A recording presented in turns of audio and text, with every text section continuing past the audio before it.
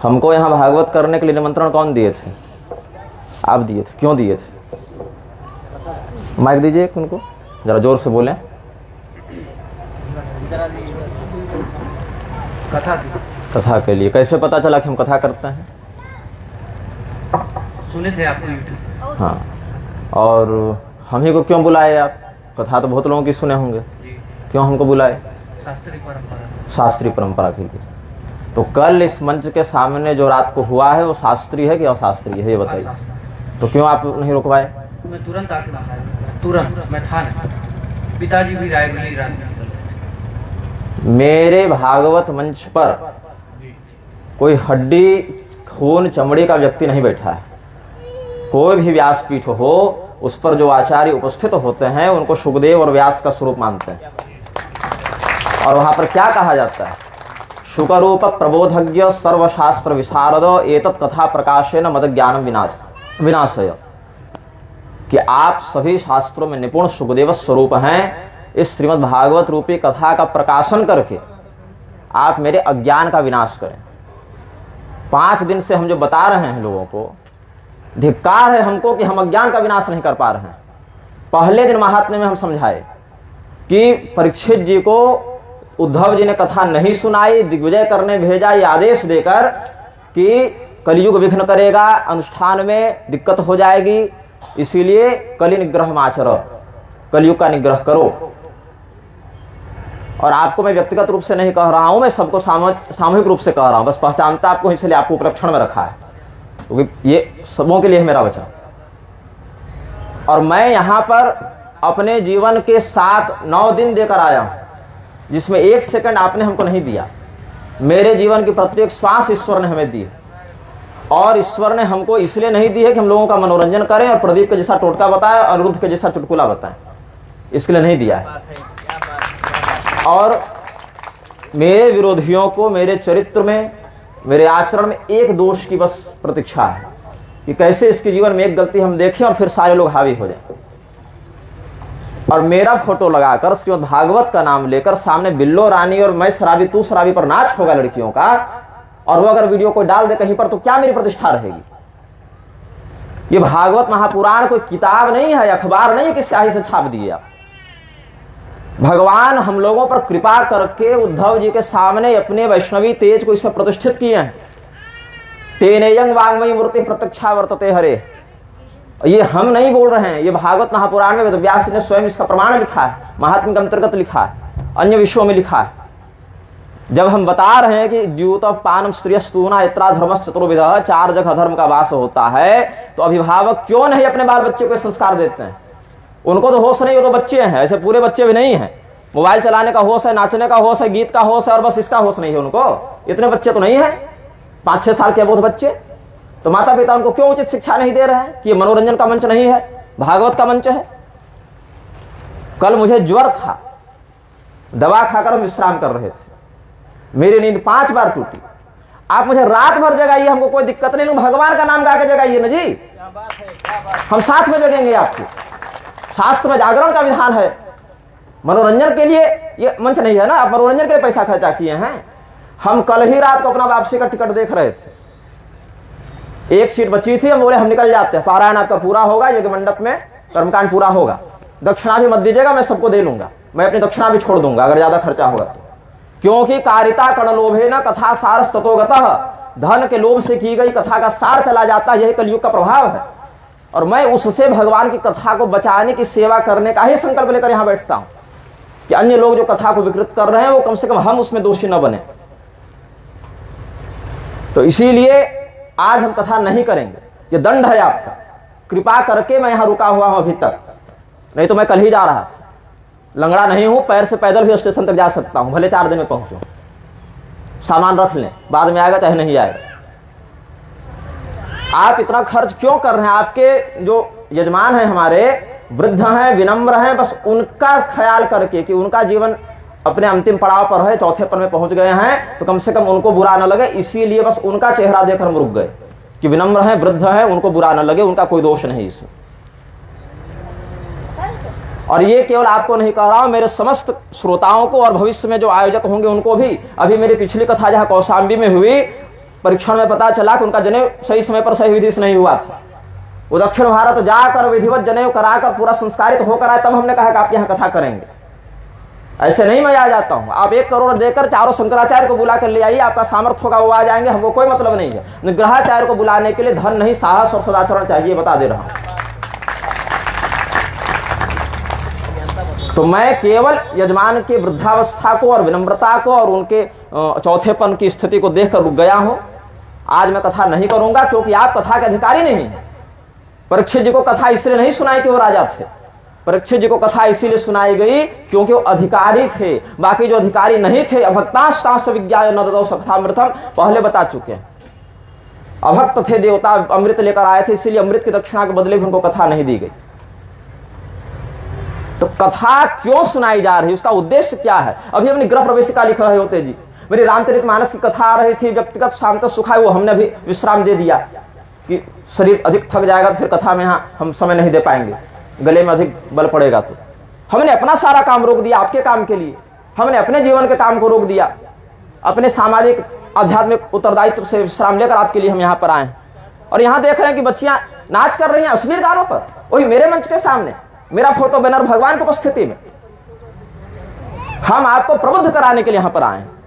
और उसमें भी कोई सज्जन आए थे रोकने के लिए बीच में, मैं तो चेहरे से नहीं जानता सबको, यहाँ पर कोई रोकने आए भी थे। तो कोई देवी जी कह रहे अच्छा करने दो करने दो। क्यों हम बताए थे आपको पहले दिन कि श्रोता के क्या लक्षण हैं, वक्ता के क्या लक्षण हैं? क्यों हम परिश्रम करके इतना बोल रहे हैं? टाइम पास करने के लिए, मनोरंजन करने के लिए? अरे दक्षिणा की बात रही तो जो 7 दिन हम यहां देंगे ना, वही 7 दिन भगवान के सामने कुछ नहीं बोलेंगे, केवल देख लेंगे उनको, तो भगवान 2 जीरो बढ़ा कर दे देंगे।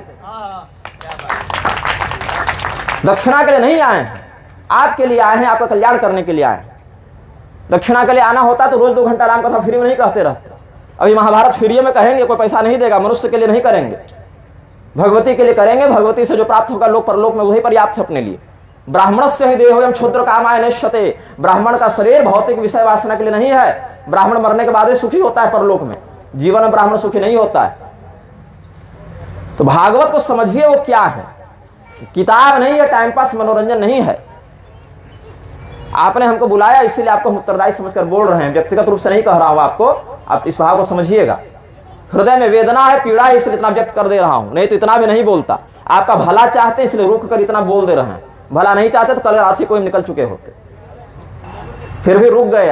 आज ये बताने के लिए रुक गए कि ऐसा मत करो, और अगर ऐसा करना है तो मुझे मत बुलाओ, अपने कमरे में नाचो गाओ मर जाओ, हमको कोई मतलब नहीं है। भागवत के सामने अनर्थ करोगे तो वाचिक के साथ शारीरिक दंड भी दूंगा, भी बोल दे रहा हूं। और उसके लिए हमको हाथ भी नहीं उठाना पड़ेगा। संकल्प शक्ति से ब्राह्मण सृष्टि भी कर सकता है, संकल्प शक्ति से विनाश भी कर सकता है। चारवाक को मारने के लिए ब्राह्मण को तलवार नहीं उठानी पड़ी थी, वाणी मात्र से संकल्प करना पड़ा था बस। भागवत के लिए जिए हैं, नाम ही श्री भागवतानंद है। जब पेट में थे ना तब माता पिता भागवत पढ़ा रहे थे, पैसा कमाने के लिए बाबा नहीं बने हैं हम यहाँ पर।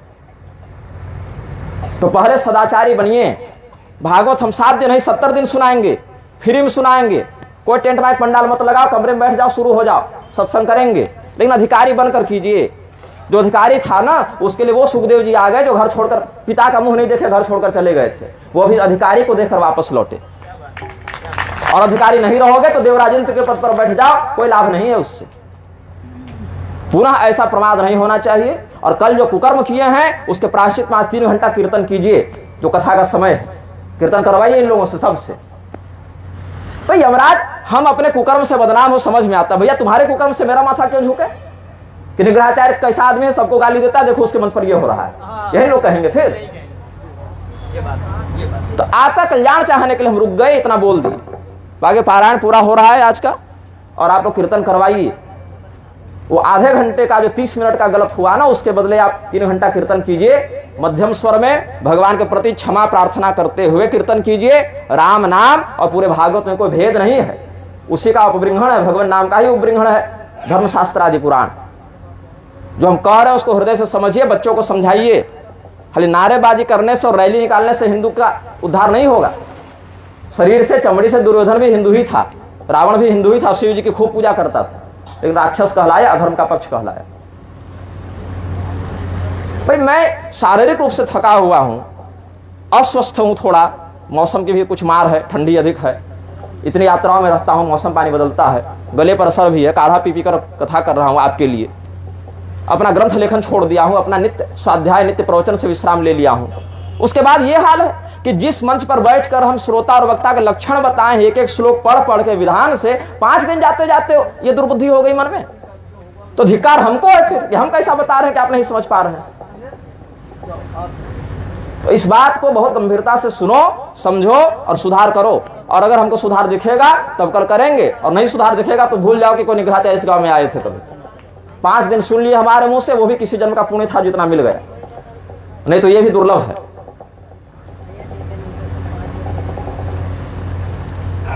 क्या त्रिपाठी जी, आप लोग से गलती थोड़ी हुई है, आपसे गलती होती तो कल हम चल गए रहते, आप ही कारण रुके हुए हैं, गलती क्षमा करो, आप ही के कारण रुके हैं। आज हमको मत बोलिए मुझे क्या करना है, क्योंकि मैं इस मानसिकता में नहीं कि उस समर्पण से मैं कह सकूं। मैं भागवत के अपमान से व्यथित हूं, उसका पहले प्रायश्चित कीजिए, फिर आगे कथा सुनिए। प्रायश्चित स्वरूप हमने कहा है 3 घंटा कीर्तन कीजिए, इसके अतिरिक्त और मेरे पास कोई समाधान नहीं है। जिद मत कीजिए, जो कह रहे हैं सो कीजिए, कल्याण को उपदेश करना मेरा काम है। तो पहले जो हुआ है उसका जो समर्थन किए हैं, जो कृत्य किए हैं, पड़ोसी आपकी बात मान नहीं रहा, आप हमको बता रहे हैं कि हमको क्या करना है नहीं करना है। तो जो कह रहे हैं उसको पहले कीजिए, पूर्ण समर्पण से, भक्ति से, हृदय में किए अपराध को ग्लानि से समझते हुए भगवान से क्षमा मांगिए। 3 घंटा कीर्तन कीजिए, एक पहर कम से कम, 8 पहर होते हैं ना, एक एक पहर कह रहे हैं, ये नहीं कह रहे 24 घंटा खंड कर दीजिए। 3 घंटा बढ़िया से कीर्तन कीजिए, मन में ही कीजिए, जोर से बोलने में तकलीफ होगी तो, वाणी में छाले हो गए होंगे तो मन से कीजिए, लेकिन उस भाव को समझ कर कीजिए। और अभी है आपके पास समय पर्याप्त, हम आपको कथा सुना कर जाएंगे पूरी, लेकिन तब जब लगेगा कि हाँ अधिकारी हैं। भाई न्यूनतम अर्ता रहिए ना, हम थोड़े कह रहे हैं कि अश्वमेध राजसूय यज्ञ कर लीजिए। आप सामान्य सदाचार कि भगवान के सामने कैसे प्रस्तुत होना है बताइए। आपके घर का मुखिया विधायक आएगा तो बहू बेटी ऐसे ही नाचेगी ऐसे गानों पर, तब बढ़िया से रहते हैं सब, नियंत्रण रहो, मर्यादा में रहो, रहेंगे कि नहीं। अब भगवान के कोई महत्व नहीं है यहाँ पर, भगवान मतलब एक 3rd क्लास आदमी से भी छोटे हो गए। यही कारण है कि हजारों हजार भागवत कहने और सुनने के बाद भी कल्याण नहीं होता, और जिसका कल्याण होना था वो धुंधुकारी अजामिल कर लिए अपना उद्धार। तो इसीलिए जो कह रहे हैं उस पर गंभीरता से चिंतन करो, प्रायश्चित करो, और फिर कल शुद्ध मन से हम भी कथा करें और आप भी कथा सुने। हो सकता है एक दिन और अधिक कथा कर दे, जो क्षतिपूर्ति हो उसके लिए 29 तारीख को भी कर दूं कुछ 2 घंटा बैठकर ऐसे ही कुछ जो विषय हो समझा दूंगा। लेकिन आज नहीं होगी कथा, आज कथा विश्राम है मेरी ओर से। मूल पारायण हो रहा है इसलिए खंडित नहीं होगा, जो उसका व्याख्यान है वो हम विश्राम दे रहे हैं, इसीलिए क्योंकि आप अब उसको सुनने के योग्य अधिकारी नहीं रहे। अब पहले भगवान नाम कीर्तन कीजिए, अपराध का प्रायश्चित कीजिए, अभक्त बनिएगा, कथा नहीं मिलेगी। भक्तिहीन हृदय में कथा नहीं टिकती है, फूटे घड़े में पानी नहीं भरा जाता है। घड़ा भरिए पहले, अपना छिद्र बंद कीजिए, कीर्तन करवाइए। और मेरे कमरे में कोई आया क्षमा मांगने तो धुना आएगा, बोल दे रहे हैं, अभी दिमाग बहुत गर्म है आज।